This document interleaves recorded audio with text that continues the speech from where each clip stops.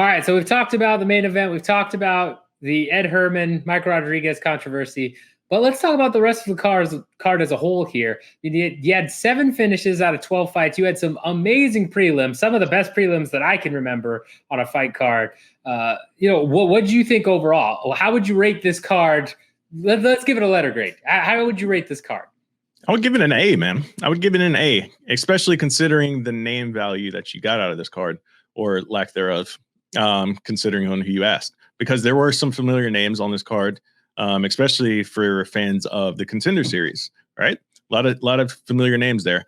But coming into this card, you did see a lot of tweets, a lot of talk about how this is probably one of the worst cards on paper all year, and all that kind of stuff. I mean, that arguable, right? That's a valid question you want to raise, or a valid statement you want to throw out there. But usually when it comes to the UFC and these types of cards, they usually produce a lot of wild finishes and an exciting night of fights. If you just tune in and sit back and watch it unfold. And that's what this was. Right out of the bat, we got Sabina Mazo locking in a nice rear naked choke on Justine Kish. That was a good fight too. It's a good solid fight for those first 2 rounds. And then, Mazo had to have a finish in that fight and found a way to get it done. And that's my favorite type of finish, man. In the 3rd round, when you're down on the scorecards and you have to find a way to finish the fight and you do it, that's like one of those things like where you come out of the corner and your corner is telling you, hey, you got to go out there and go to work. And your fighter goes out there and does it. Like, that's one of my favorite things, those adjustments round after round. Shout out to Sabina Mazo for getting that done on that one. Yeah, no, I would also give it an A. I think it's amazing. I have to mention, of course, Sabina Mazo doing that, Ed Herman also doing that, coming out together. But yeah, I mean, the prelims were really fun, and the main card was too. But I mean, you had something that I find happens often in cards like this, where people are always complaining. Just as you said, people are complaining about, I'm gonna snooze this one, or is it really worth me watching it? Usually on cards like this, you have pretty far and wide experience matchups or stylistic matchups that tend to be put together, right? You have a lot of odds that are -500, -400, where it's and usually in those situations, there's almost always a finish, especially right. In situations like Alexander Romanov. What a debut, where he's just doing the double hammer fist, sitting on top of Roque Martinez, just slamming him down, and then gets a submission, wins, and then slams his coach into the ground, which was amazing.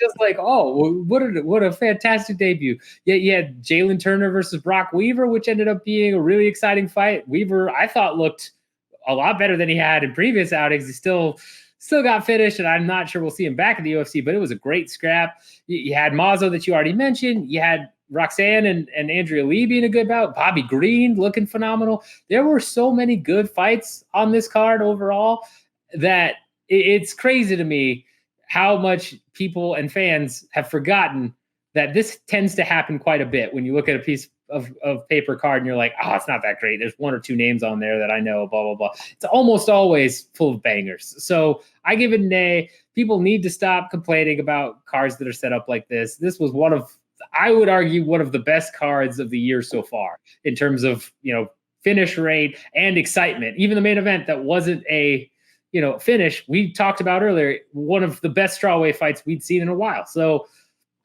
I don't know if fans are going to ever learn or not, but this was an amazing card in my opinion. For sure, man. And it's one of those, it's more of the hardcore type of fan, fight card, because these are a lot of debuting fighters. A lot of these fights really didn't mean all that much for the divisions that they're in. But for the debut guys that are coming in that are looking to make some noise, that could be future contenders, like, this is the type of fight card that you tune in to watch, man. You try to get in early so you can kind of learn about these guys, because a lot of these guys, even as MMA media, like, we don't see these guys on their regional scenes. We don't see them in their promotions that they came from previously. I mean, that's just way too much MMA out there to follow every single one. And then the UFC will sign guys out of nowhere from like, where did he fight before? Like, okay, like, why would that guy be on your radar? Unless if you're one of the matchmakers and that's your job, it's very tough to keep up with all of these guys that are coming in. So for me personally, like I like to watch these types of cards again because it's like, hey, debuting fighter that's undefeated. How good is he really, or how good is she really? Oh, went out there, nice finish, like you said, the heavyweight fight. Beautiful. All right, I can't wait to see your next fight.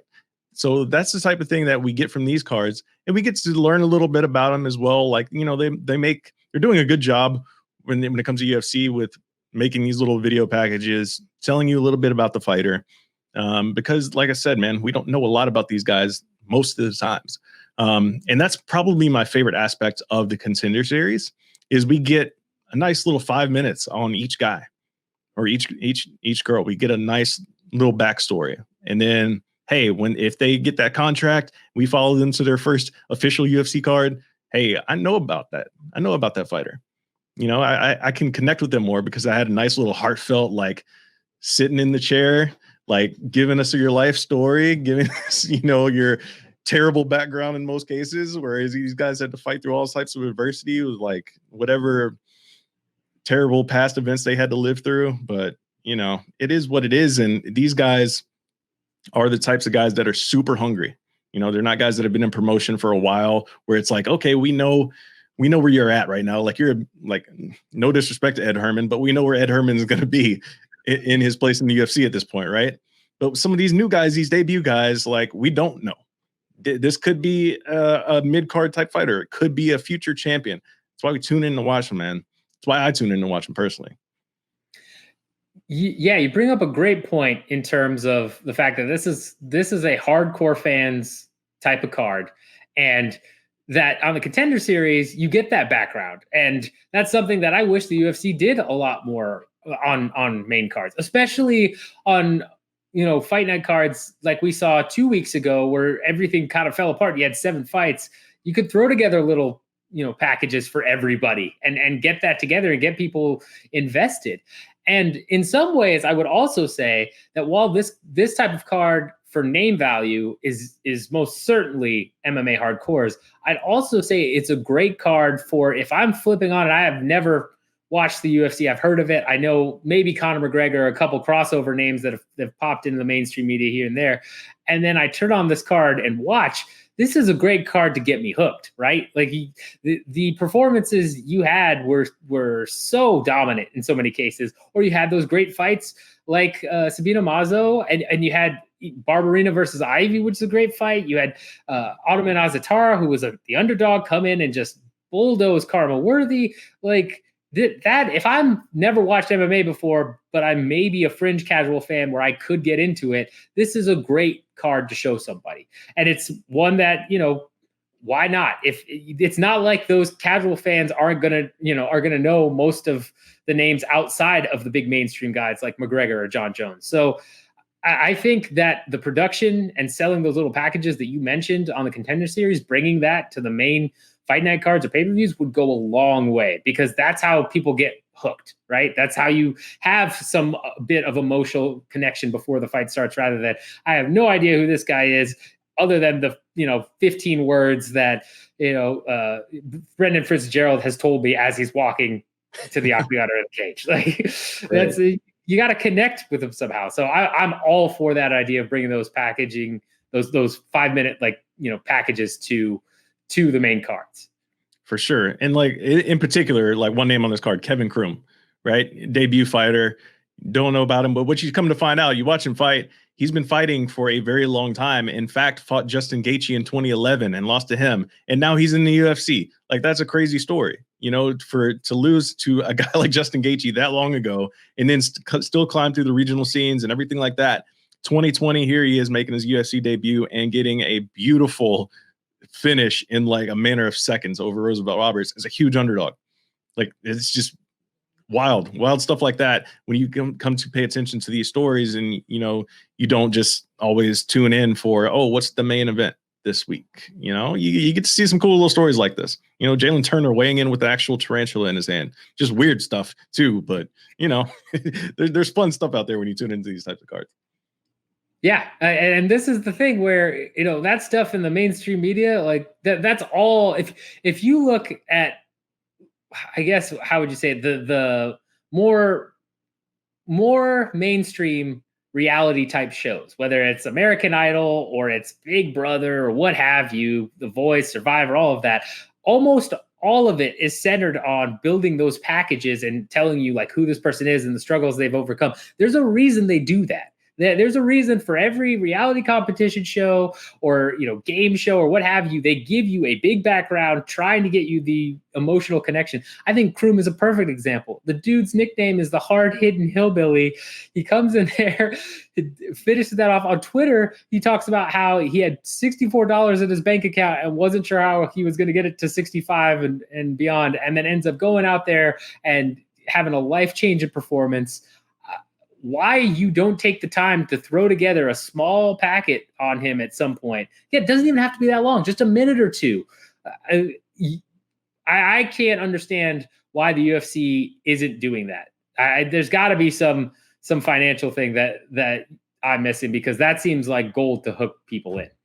Yeah, it's do the Contender Series thing for every at least don't do it for every fighter that guys that we may know, that we may be familiar with, but at least for their debut, give them the Contender Series 5-minute video. Like, why not? And it's not really even 5 minutes, it's like 3 minutes, if you actually put a timer to it. So do that for every fighter going forward. That way we have, like you mentioned, man, that emotional connection, so to speak. So I am interested. It's like, a lot of our media friends, they will tune into literally every single fight card they can. I try to do that sometimes, but it's like, who are these guys? Why should I be interested in this fight? It's a promotion that's in the middle of who knows where.